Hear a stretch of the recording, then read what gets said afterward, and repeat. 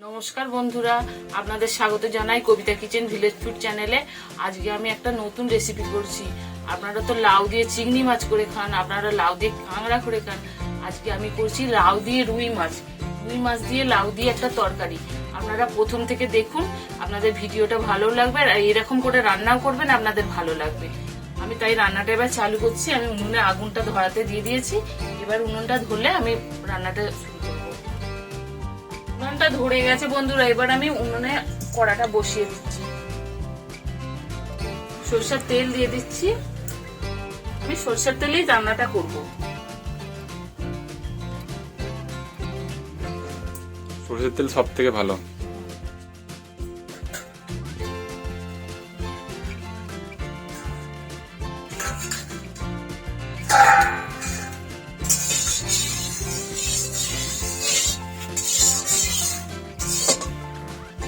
আমাদের এখানে তো অনেক গরম, আপনাদের ওখানে কেমন আছে জানি না। কমেন্ট করে জানাবেন বন্ধুরা, আপনাদের ওখানকার কিরকম ওয়েদার। গরমে তো রিচ খাওয়া একদম যাচ্ছে না, তাই হালকা পাতলা আমি লাউয়ের তরকারিটা বানাচ্ছি।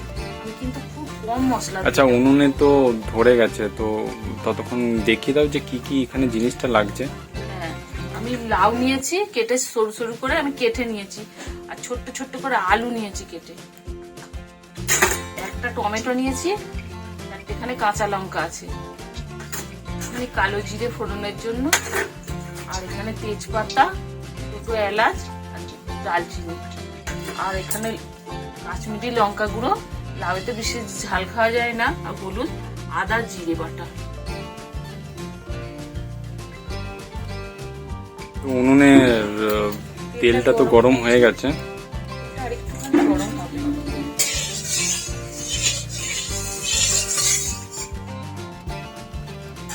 আমি মাছটাই হলুদ আর একটু লঙ্কা গুঁড়ো আর নুন মাখিয়ে রেখেছি। তেল হয়ে গেছে গরম, আমি মাছটা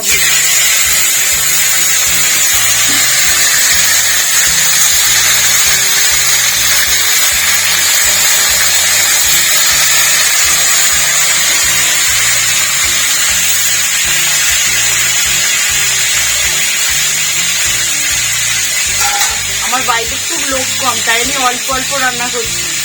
আপনারা বেশি করেও করতে পারেন, আর প্রচুর গরম, 2 পিস করে মাছ খাওয়া যাবে না, তাই আমি 1 পিস করে রান্না করছি।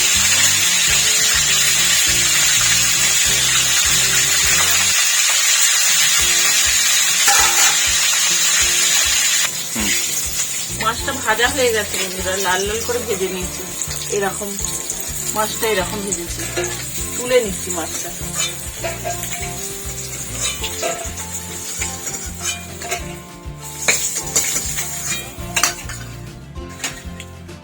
মাছের তেলেই আমি আলুটা একটু ভেজে নিচ্ছি।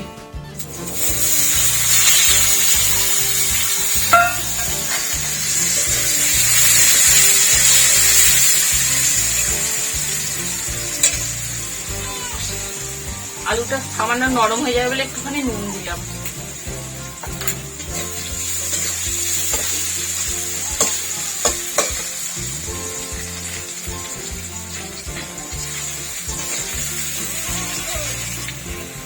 বন্ধুরা, আলুটাও ভাজা হয়ে গেছে, আলুটাও আমি তুলে নিচ্ছি। আলুটাও এরকম ভেজেছি। মানে লাল লাল করে এটাকে ভেজে নিতে হবে, তাই তো? লাল হয়েছে।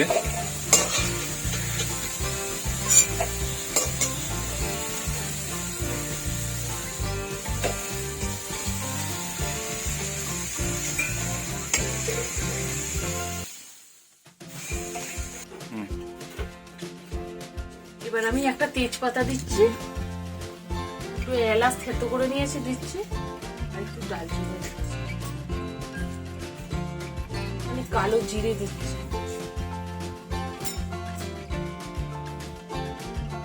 টমেটো আর কাঁচা লঙ্কা দিয়ে দিচ্ছি।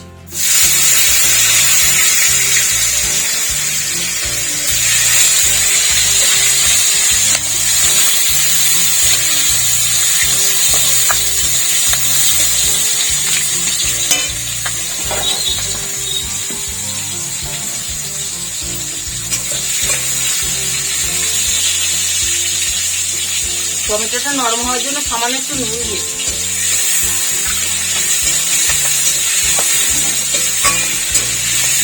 এবার আমি বাটা মশলাগুলো দিয়ে দিচ্ছি, হলুদ গুঁড়ো, লঙ্কা গুঁড়ো, এখানে একটু আদা জিরে বাটা আছে।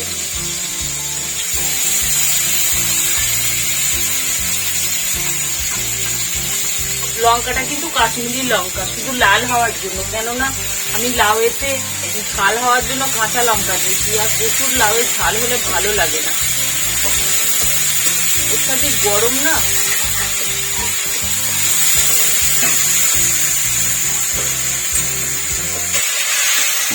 মশলাটা কষানোর জন্য একটু সামান্য জল দিচ্ছি। জল দিয়ে একটুখানি কষিয়ে নিয়ে তারপরে আমি লাউটা দেবো। বন্ধুরা, মশলা থেকে দেখুন তেল ছেড়ে দিয়েছে, আমি এবার লাউটা দিয়ে দিচ্ছি।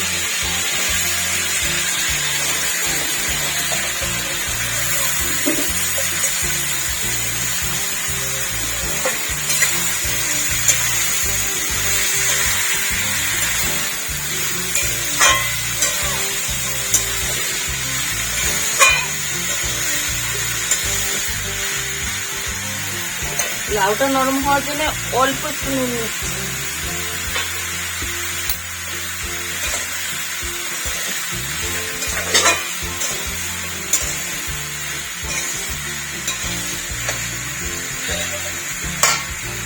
লাউটা একটু চাপা দিয়ে কষিয়ে নিই। লাউয়ে জল বেরিয়ে আসবে, ওতেই রান্না হয়ে যাবে, লাউয়ের জলেই রান্না হয়ে যাবে। লাউটা ততক্ষণ একটুখানি সিদ্ধ হোক, 2 মিনিট পর আমি আবার একবার নেড়ে দেবো। তরকারিটা দেখছি বন্ধুরা, একবার লাউটা, লাউয়ের একটু জল বেরিয়েছে, আমি আলুটা এবার দিয়ে দিচ্ছি।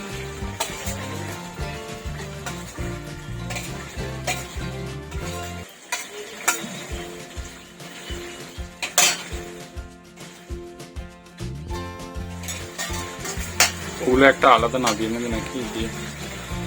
নাবিয়ে নেবো না বাবা, এতেই তরকারিতে করে নেবো।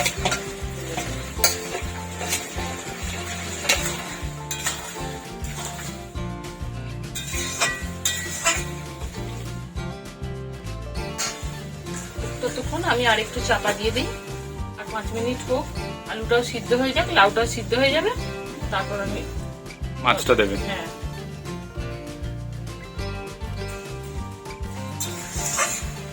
লাউটা সিদ্ধ হয়ে গেছে বন্ধুরা, আমি অল্প একটু চিনি দিয়ে দিচ্ছি।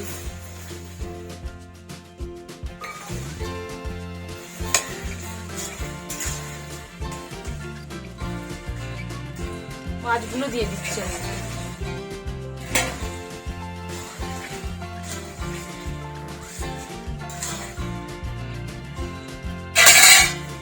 একটুখানি চাপা দিয়ে দিচ্ছি, 1 মিনিট মতো চাপা দেওয়া থাক, তারপর আমি আমার নাবাচ্ছি। হয়ে এসেছে রান্না।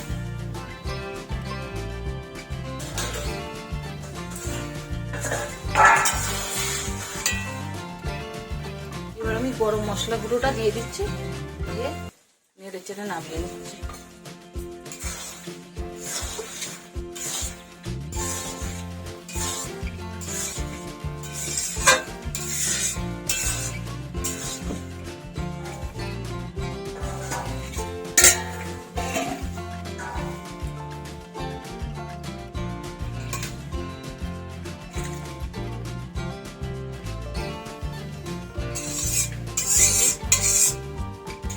বন্ধুরা, এই হলো রুই মাছ দিয়ে লাউ দিয়ে তরকারি।